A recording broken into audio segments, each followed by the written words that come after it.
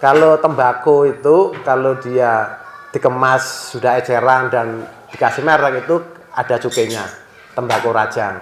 Kemudian rokok juga kena cukai. Di tahun 2021 ini teman-teman ada kelompok tani makmur ini di desa Penakir ini sudah mulai memproduksi dari hasil daun tembakau itu diproduksi pun masih manual, belum dalam bentuk pabrikan yang besar. Alatnya ada, bisa dilihat di belakang itu alatnya masih alat manual. Tapi produksinya juga cukup lumayan sih, kalau satu alat bisa sampai 1000 batang lah kira-kira dalam satu hari.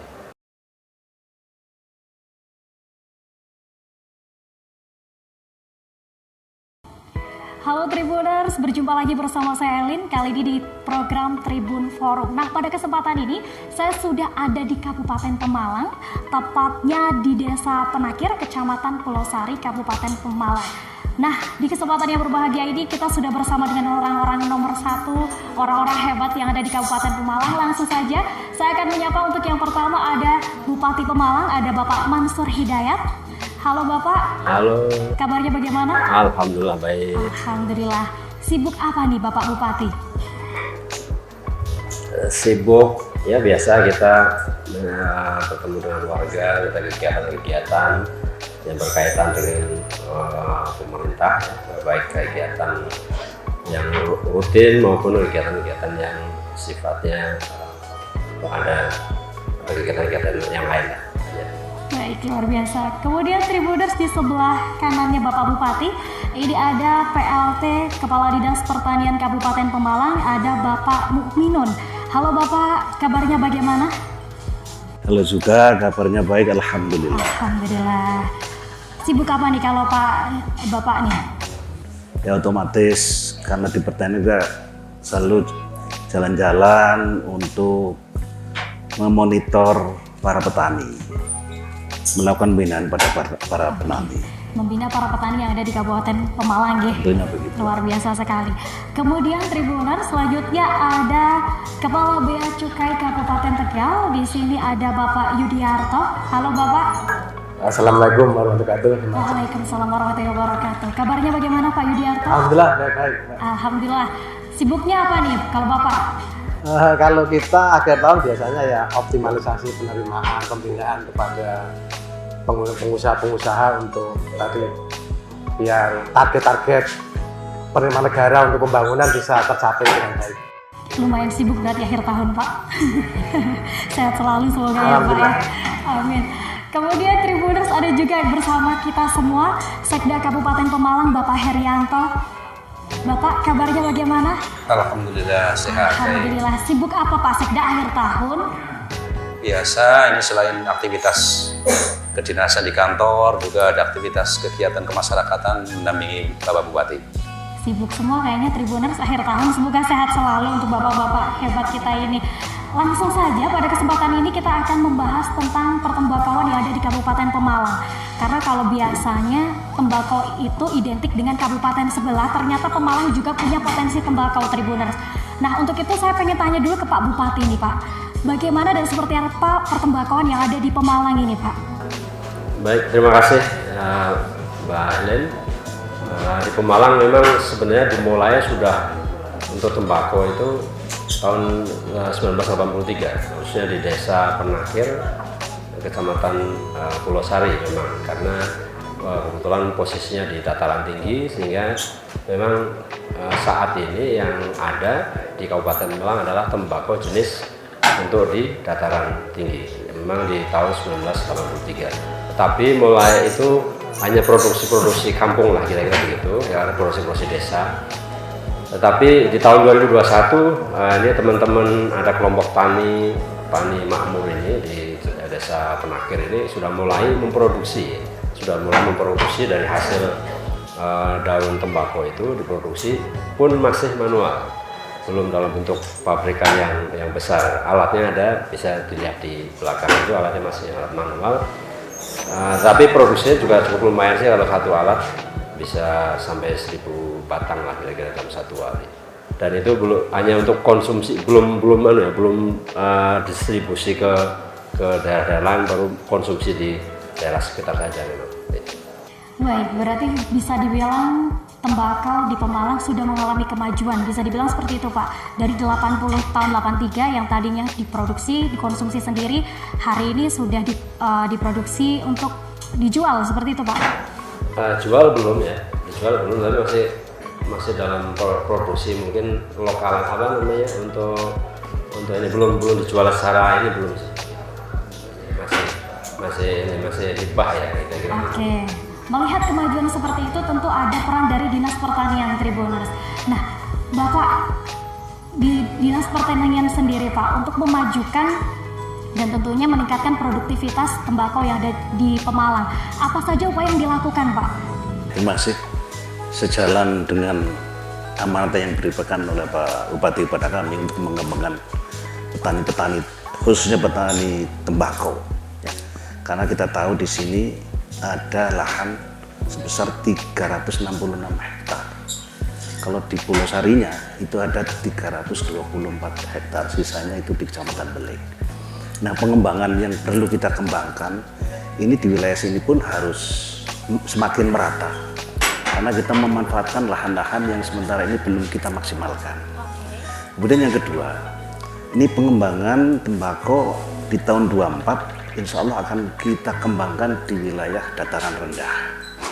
Kita sudah mengajak petani-petani untuk berburu, ya, itu dibanding ke kabupaten tetangga, Kendal dan Kabupaten Batang. Ternyata menarik, sehingga lahan-lahan yang ada di sana yang sekiranya belum maksimal akan dimaksimalkan dengan tembakau. Nah, ini pas juga dengan apa yang sudah diamankan oleh beliau untuk mensejahterakan para petani. Baik, kalau melihat hasil produktivitas petani tembakau tahun ini Pak, apakah ada peningkatan atau malah menurun dari tahun sebelumnya nih? Otomatis peningkatannya tajam Pak. Karena apa? Ini alhamdulillah kita kan didukung juga ya, selain APBD ya yang dikucurkan oleh pemerintah daerah, kita juga ada tambahan dari DPJAT ya. Nah, sehingga pembelajaran dari para petani tembakau ini semakin intensif. Kita datangkan para master-master, terutama dari wilayah Kendal, Temanggung, kita datangkan ke sini untuk apa? Untuk mengajar masalah yang berkaitan dengan cara tanam tembakau yang baik, gitu Mbak. Baik, luar biasa. Semoga nanti bisa berjalan dengan lancar programnya, dan Tribuners melihat produktivitas yang cukup tinggi tahun ini. Tentu kita semua tahu tembakau itu kena cukai. Saya pengen tanya nih ke Bapak Kepala Bea Cukai Tegal nih Pak. Tentu melihat produktivitas yang tinggi, ada celah-celah nih Pak, celah-celah kemudian dijual rokok-rokok ilegal. Nah, dari Bea Cukai sendiri pencegahannya Pak, seperti apa Pak? Jadi memang bagus sekali dari arahan Pak Bupati sama dari Dinas Pertanian bahwa hilirisasi ini perlu dikembangkan. Jadi petani tidak hanya menjual tembakau basah, tapi nanti dikeringkan dulu, kemudian potong-potong sampai akhirnya nanti sebagai produksi rokok gitu. Cuman memang sebagai informasi saya kira juga sangat bagus tadi arahan dari Pak Sekda maupun dari Dinas Komunikasi dari industri. Kelompok tani ini sudah mengajukan perizinan ke Bea Cukai. Beberapa bulan lalu sudah kita cek lokasinya Pak Bupati sebagai laporan sudah memenuhi syarat untuk tadi sebagai nanti pabrikan hasil tembakau rokok. Nah, tahap kedua nanti izin berikutnya untuk kita presentasi, kita kasih arahan karena Bea Cukai punya moto legal itu mudah gitu Pak Bupati. Jadi semangat teman-teman dari bimbingan dari pemerintah daerah untuk nanti hilirisasi ini sehingga semoga berkembang baik dengan tetap memenuhi tadi ketentuan yang ada. Gitu. Dan sebagai informasi semoga segera dapat nanti NBBKC kita kasih kita cukai berikutnya bisa dipasarkan ke daerah-daerah yang kira-kira bisa sebagai daerah masyarakat. Gitu ya. Baik, nah peran dari Sekda sendiri seperti apa nih Pak? Boleh terkait pencegahan rokok ilegal Pak?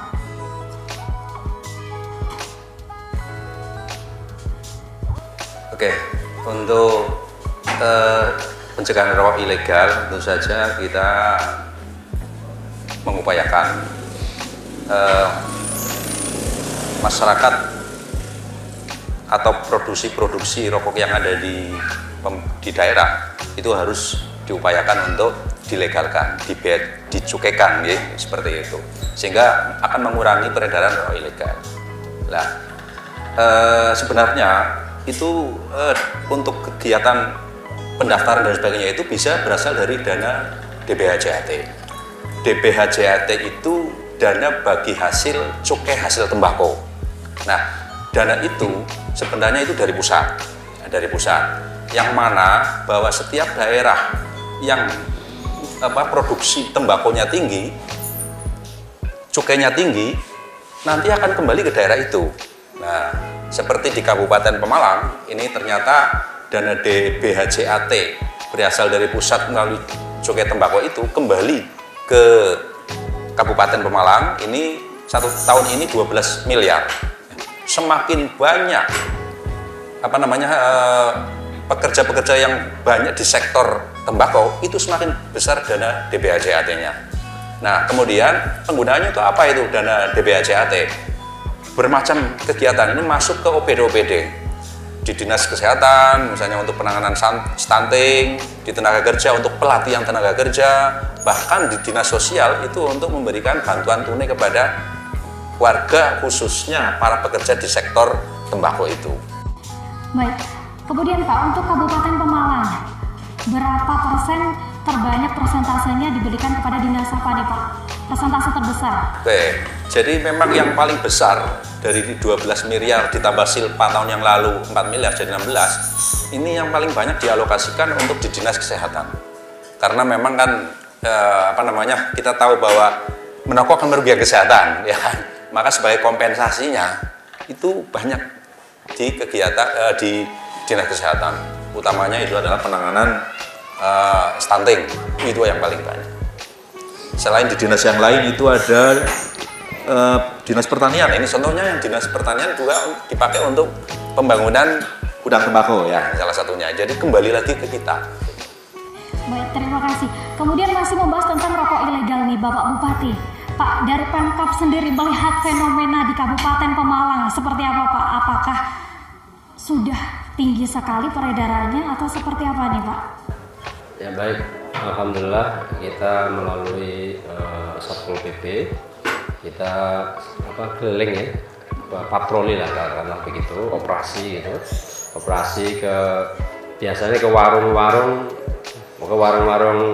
tradisional, biasa begitu, warung-warung tradisional kita operasi ke situ. Kalau kita menemukan ada beberapa rokok yang ilegal ya kita sita lah gitu. Dan kita bekerjasama dengan Bea Cukai Tegal juga memantau pergerakan apabila ada peredaran ya atau pergerakan rokok ilegal dari mungkin dari Jawa Timur ke arah Jakarta misalkan. Nah, kita kerjasama dengan Bea Cukai dan kemarin alhamdulillah kita juga menangkap ada 1.880 batang rokok ilegal yang bisa kita tangkap bersama dengan Bea Cukai Tegal kerjasama dengan pemerintah Kabupaten Pemalang. Itu salah satu yang bisa kita lakukan yaitu dengan tadi Satpol PP itu kerjasama dengan dari Bea Cukai itu. Baik, Pak Kepala Bea Cukai Pak, selain penindakan yang baru-baru dilakukan, apakah ada kasus-kasus besar Pak yang terjadi di Kabupaten Pemalang ini? Alhamdulillah kalau Kabupaten Pemalang ini kan belum ada produsen rokoknya, juga rokok ilegal juga tidak berasal dari sini. Jadi Pak boleh sampaikan banyak kan dari daerah timur yang pemasarannya bisa di daerah barat maupun di tempat kita. Nah, harapannya nanti kalau itu gencar kita lakukan, misal nanti kelompok tani ini menjadi produsen, itu akan terlindungi dari rokok ilegal tadi sehingga bisa terserap pemasarannya. Makanya rokok ilegal itu harus benar-benar kita dukung, rokok ilegal untuk kita berantas. Tadi kerjasama kami dengan Satpol PP tadi malam, tadi Pak Bu tadi sampaikan, kita ada menangkap 180.000 batang rokok ilegal yang mau dipasarkan, itu kita tangkap di suatu jalan ya gitu. Jadi memang rokok ilegal ini kita semua bahu-membahu untuk kita berantas, kita gempur, sehingga nanti legal itu mudah.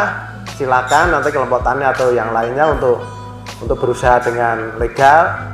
Tadi membayar cukai, tadi Pak Sekda sampaikan ada nanti di BHCHT kembali ke masyarakat dalam rangka tadi earmarking untuk itu mendukung kegiatan yang legal. Baik, saya pengen tanya, mungkin Tribuners juga penasaran nih Pak terkait cukai. Tentunya ini petani juga terkena cukai tembakau kah Pak, atau hanya pengusaha-pengusaha saja? Karena kebanyakan orang awam belum tahu nih Pak. Seperti apa tuh Pak? Apalagi yang di belakang-belakang ini sedang minum rokok juga, ini apakah juga kena Pak? Jadi cukai itu memang dalam rangka pembatasan ya, untuk mengendalikan konsumsi, juga dalam rangka budgeter ya, untuk penerimaan negara. Kalau tembakau itu, kalau dia dikemas sudah eceran dan dikasih merek itu ada cukainya, tembakau rajang. Kemudian rokok juga kena cukai. Memang tapi pemerintah juga membuat peraturan yang mendukung usaha kecil dan tenaga kerja. Jadi kalau kita lihat tren belakangan, cukai itu yang naik tinggi kebanyakan cukai-cukai yang pabrik besar, cukai SKM, sigaret ketek mesin. Sedangkan untuk sigaret ketek tangan, SKT yang dikerjakan oleh manual oleh tenaga kerja kita itu beberapa tahun ini tidak naik cukainya. Ini harapannya nanti konsumsi itu akan banyak bergeser ke SKT, SKT produksinya meningkat, tapi yang SKM itu bisa kita turunkan, kita batasi, sehingga nanti tadi mendorong untuk masyarakat UMKM itu bisa berjalan lebih baik. Baik, ya, bergeser ke Pak Sekda nih Pak.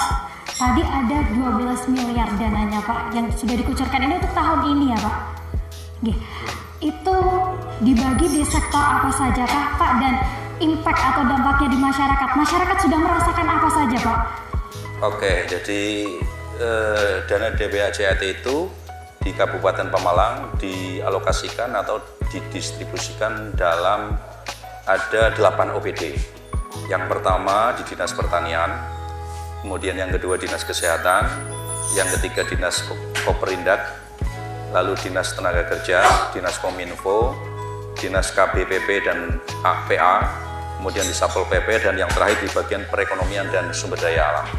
Nah, nilai-nilai yang didistribusikan tadi, paling besar tadi di Dinas Kesehatan, ya tadi untuk penanganan stunting, penanganan ibu hamil dan sebagainya, itu paling besar. Kemudian ada yang di Dinas Tenaga Kerja juga. Ternyata di Dinas Tenaga Kerja itu dana DBHJAT itu diperuntukkan bagi pelatihan pada masyarakat yang belum punya keterampilan untuk masuk ke dunia kerja atau bahkan untuk berwirausaha. Itu dananya dari DBHJAT. Kemudian yang di Dinsos itu warga masyarakat yang bekerja di sektor tembakau itu mendapatkan bantuan yang namanya bantuan tunai langsung kepada mereka.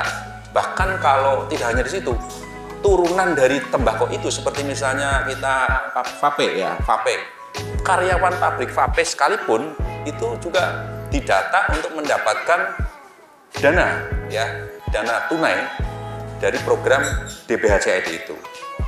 Nah, kalau di Kominfo itu tentu saja untuk sosialisasi, pemasangan baliho itu rokok ilegal dan sebagainya. Ya, kalau di Kominfo, di Satpol PP juga untuk pelaksanaan tadi ini operasi bersama dengan Bea Cukai. Jadi di OPD-OPD yang terkait dengan rokok, namanya seperti itu. Gitu Mbak. Baik, bisa dibilang berarti masyarakat merasakan langsung dampaknya dari adanya DBHCHT ya Pak ya.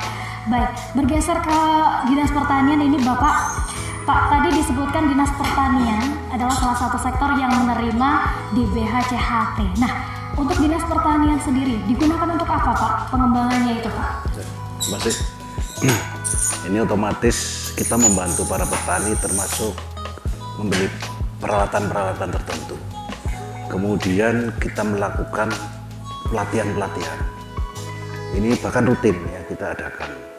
Kemudian kita adakan juga studi banding bagi para petani yang ada di wilayah ini. Dan otomatis kita sudah bisa merasakan, terutama para petani tembakau di sini, ya, karena dengan dukungan dana itu kemajuan yang telah mereka rasakan ini betul-betul telah mereka lalui. Harapannya ke depan ya otomatis mereka semakin makmur aja begitu. Diharapkan petani tembakau di Pemalang semakin makmur, Tribuners. Kita aminkan bersama tentu harapan dan doa terbaik ini. Baik, dan Tribuners, untuk informasi, hari ini juga adalah hari peresmian gudang penyimpanan tembakau ya Pak di Desa Penakir, Kecamatan Polosari, Kabupaten Pemalang untuk kelompok tani Mutiara Tani Makmur. Nah, Pak Bupati, bisa diceritakan sedikit Pak tentang peresmian hari ini Pak? Ini gudangnya diperuntukkan untuk apa dan harapan kedepannya pengen seperti apa nih adanya gudang ini Pak? Baik, terima kasih. Ini alhamdulillah tadi kita sudah resmikan gudang tembakau. Ini juga bagian dari tadi hasil dari APBD Kabupaten dan DPHCT cukai tadi gitu ya. Ini dibangun gudang tembakau.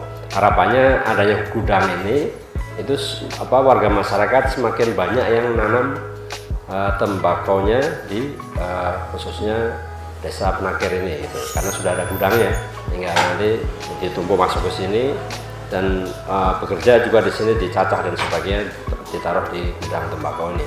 Hanya ke depan tadi yang disampaikan Pak Kepala Bea Cukai itu bahwa UMKM terkait dengan tembakau ini juga tumbuh di daerah di Desa Penakir ini, Kecamatan Polosari, dan harapannya perekonomian masyarakat juga semakin baik.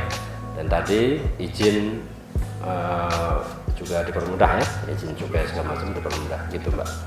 Baik, terakhir Pak, boleh disambung nih harapan untuk petani tembakau yang ada di Kabupaten Pemalang dari Pak Bupati khusus nih. Ya, harapannya para petani tembakau sejahtera ya, dengan menanam tembakau bisa menambah perekonomian, apalagi dengan adanya gudang tembakau ini untuk para petani di Desa Penakir khususnya. Dan harapannya juga semakin banyak yang menanam tembakau. Yang lalu yang kita jual keluar adalah daunnya. Kalau daunnya yang dijual kan mungkin tidak efek domino perekrutan tenaga kerja tidak ada ya. Tapi kalau berproduksi di sini kan berarti ada efek domino ekonomi yang lain, tenaga kerja dan sebagainya. Terima kasih. Baik, terima kasih Bapak. Kemudian dari Pak Sekda, harapannya Pak untuk petani tembakau yang ada di Kabupaten Pemalang, boleh disampaikan? Ya, ini menguatkan dari tadi Pak Bupati. Jadi kalau masyarakat banyak menanam tembakau, kemudian kita sudah punya gudang, jadi kita sudah punya nilai tambah. Yang semula menjual dalam bentuk daun kering, karena sudah diproses, dirajang, keringkan dan sebagainya, dan disimpan, maka akan melonjak harganya itu. Sehingga nilai tambahnya akan dinikmati oleh warga masyarakat Desa Penakir. Ya, itu otomatis akan lebih mensejahterakan mereka beserta keluarga, dan tentu saja ini akan menambah efek multiplier ekonomi masyarakat. Baik, terima kasih. Kemudian dari Dinas Pertanian sendiri Pak, harapannya Pak, ini kan salah satu sektor garda terdepan, bisa dibilang seperti itu, karena dari Dinas Pertanian yang mensosialisasikan, kemudian ada program-program juga nih, seperti apa Pak harapannya? Harapan kami otomatis ini para petani yang ada di sini semakin dinamis, semakin aktif, dan jangan segan-segan ketika ada permasalahan yang berkaitan dengan pertanian, komunikasikan dengan kami. Karena di sini juga ada Balai Pertanian ya, di wilayah Kecamatan Polosari, dan itu sebagai salah satu sarana untuk rembuk daripada teman-teman semua. Yang paling inti adalah kemakmuran daripada teman-teman petani harus betul-betul menjadi penyangga di Kabupaten Pemalang. Terakhir Tribuners, ini harapan dari Kepala Bea Cukai Tegal nih Pak. Biasanya terakhir boom sendiri nih. Harapannya harus keren sendiri, harus boom sendiri nih Pak. Harapannya apa nih Pak? Jadi gitu. Jadi terima kasih tadi dukungan dari pemerintah daerah, daerah Pak Bupati, bahwa tadi ada hilirisasi, kemudian nanti petani tembakau ke depan sudah mengajukan izin untuk menjadi legal itu mudah. Terima kasih untuk dorongannya Pak Bupati dan nanti teman-teman semua untuk membantu kita semua berusaha secara legal bahwa kita semua untuk gempur rokok ilegal gitu. Gempur rokok ilegal. Pokoknya nih buat Tribuners jangan gunakan rokok ilegal ya Pak ya. Yang punya kewajiban bayar cukai bayarlah. Intinya harus seperti itu. Tentu kita aminkan Tribuners harapan dan doa dari bapak-bapak dan kita semua pengennya petani Kabupaten Pemalang bisa lebih maju lagi, terutama bisa lebih makmur lagi. Gitu nggih. Terima kasih untuk Pak Bupati, Pak Sekda, kemudian PLT Kepala Dinas Pertanian, kemudian ada juga Kepala Bea Cukai Tegal, Pak PLT Kadis Kominfo. Terima kasih atas kesempatannya, sehat dan sukses selalu untuk bapak-bapak semua. Dan Tribuners, itu tadi perjumpaan kita di Tribun Forum kali ini. Saya Elin pamit undur diri dan sampai jumpa.